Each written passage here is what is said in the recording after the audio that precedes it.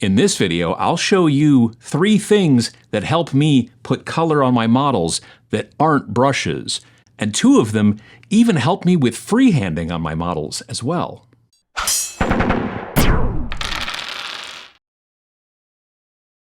Generally, when you're putting paint on a miniature in this hobby, you're doing it with a brush. Natural hair, synthetic, heck, even airbrushes or brushes. It says so right there in the name, right? Now, sure, there's also spray cans as well. But for the most part, you put paint onto your models with a brush. However, some things are hard to do with a brush, at least I find them to be. Graffiti and other freehand things are difficult for me, and certain environmental effects are also hard to make, look convincing with a brush alone. Again, at least for me. And maybe you have the same issues. If so, then I have 3 products here I've integrated into my miniature painting workflow to help me with these problems. None of these things are technically brushes. They're not even designed specifically for painting miniatures, if I'm honest. But I was curious when I stumbled across them while wandering through the craft store, which is a great place to find new tools to experiment with as long as they're not too expensive, right? And I tried them out, and now they show up when needed in my miniature painting. The first thing was something I found at a craft store in the leatherworking area, right? Now, I don't do leatherworking. I have enough hobbies as it is already. But I grew up next to a family that had 4 kids, and they all did leatherworking for like 4-H and the county fair and all that kind of stuff every summer. So I at least have a bit of an interest in it. I've seen it, done before, all that kind of stuff. And if you're going to be looking for non-miniatures things to try with your miniatures, then you need to walk down all the aisles at the craft store. You never know what might inspire you. So, as I said, I was in the leatherworking area. I saw these things in that area that I remembered from back when I was a kid. They're called wool daubers, and they're for dyeing leather, I believe. I just mainly remembered them as like little puffballs on the end of wire handles from when I was a kid. I also recall the first time that I touched one of these daubers when I was young, and they're much rougher and stiffer than you might think. They look like soft, squishy little puffballs, but they're actually stiffer than that, a little bit more rough. I hadn't thought of those wool dauber things in decades, but then I saw them at the craft store, and I immediately wondered if they'd help my current rust problem. Not like real rust, right? Like I don't have, but the problem speckling fake rust onto miniature vehicles or terrain. Usually the prevailing technique for stippling little bits of like rust via, using paint or whatever onto a miniature vehicle or terrain scatter piece or whatever is to use like a sponge or a piece of foam. Some people can actually use a small brush and paint the rust bits on manually one at a time, but I find that when I try that, it always looks wrong. I can't quite put my finger on it, but it always looks like it was done with a brush, and it's not natural, right? But if you tear up a piece of sponge or foam and you dip it into a bit of paint and you dab it onto, off onto something else first, like paper towel or whatever, then you can just sort of dab it onto the model where you want the rust to go. Now, I sometimes have problems with that technique. Sometimes I put too much on the sponge or foam, and then I get big blobs of rust on the model when I start, stippling it, which I don't mean to. In some scales, like 28 millimeter scale or whatever, that can be kind of okay, a big chunk of rust maybe. But in small scale stuff, like say Battletech or Legions Imperialis or something, 6 millimeter like that or whatever, you want tiny dots of your rust color if you're going to add rust to that scale at all, which a lot of people don't. The other problem I find with sponge or foam is that you can sometimes build up kind of a pattern to your dabs on the model, unless you're consciously rotating the sponge while you're dabbing it. You kind of get some like a repeat, but so you have to constantly turn it, and it's just something you got to pay attention to. These wool daubers help with both of those issues. They're round, right?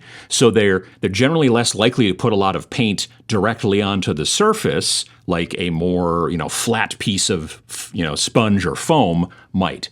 And because they're made out of all those little individual bristles of, I'm assuming, wool, right? They're less likely to like repeat the pattern like a stamping motion with a sponge or foam can. Here, I'm using an Army Painter speed paint called Dusk Red to act as my very old and dark rust spots on this dumpster from Reaper Miniatures.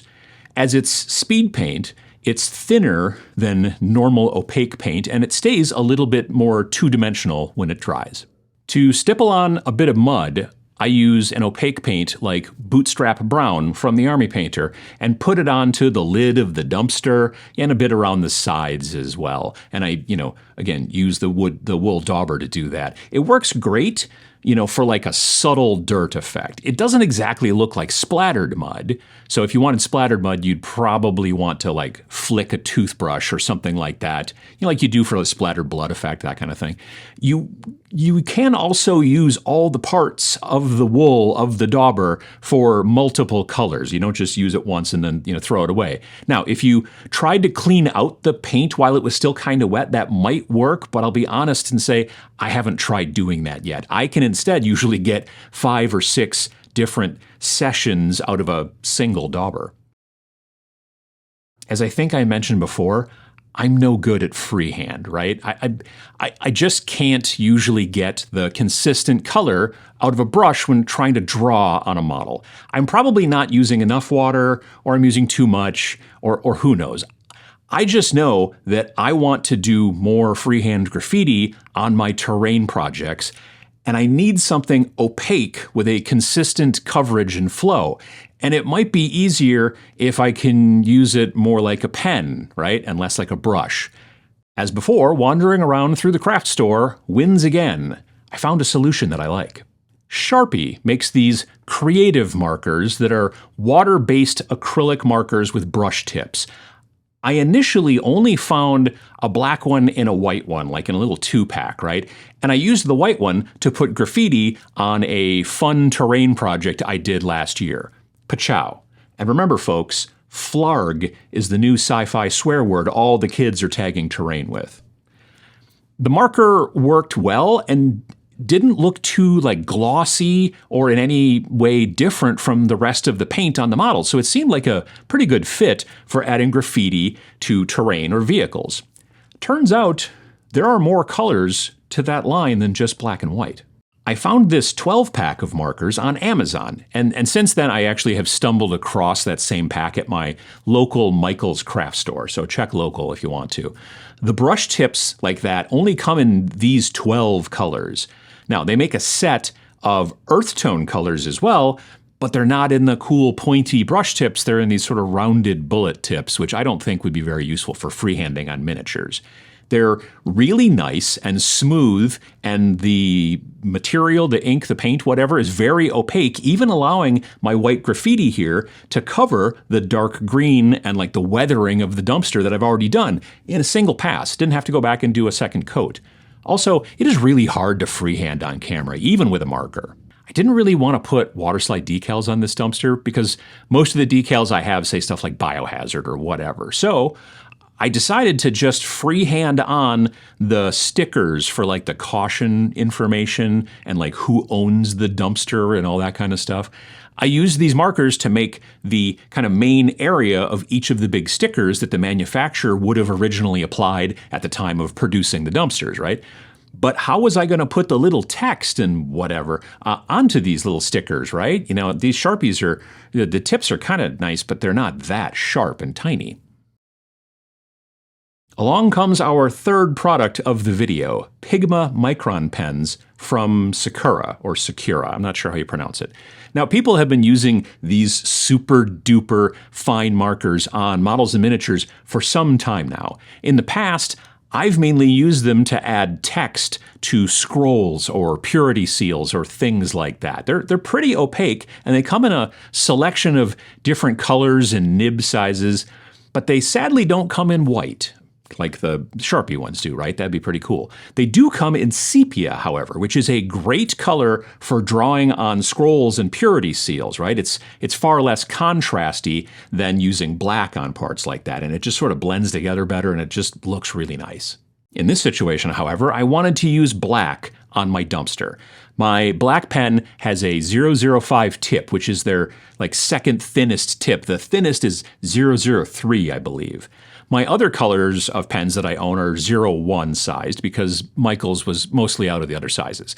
I use the black pen to outline the manufacturer's stickers on the dumpster, and I also added some sort of fake writing on the stickers too. You just want some simple dots for small text and maybe some squiggles for the bigger text, or headlines for lack of a better term. They work really, really well, and I find that they give me a lot more control than a brush. And once they're dry, both the Sharpie Creative Markers and the Pigma Micron pens, they're waterproof. You can put some wash over them to kind of dull the brightness of the stickers down a little bit. I mean, it is a dumpster, right? It's got garbage all over it, or but you can do whatever you want. They will not wash off or run by putting fluid or water or whatever over the top of them. I could potentially see using these markers and pens for markings on vehicles as well, if I wanted to go down that road. I'm hoping that someday the Sharpie people will make an even finer point for their creative markers because, like I said, I could find a lot of uses for pens as fine as the Pigma Micron, but with an opaque white ink. The daubers, the markers, and the pens are all new non-brush ways to get color onto my models. Well, they're at least new to me. And if you have trouble with freehanding like I do, you might want to check them out as well.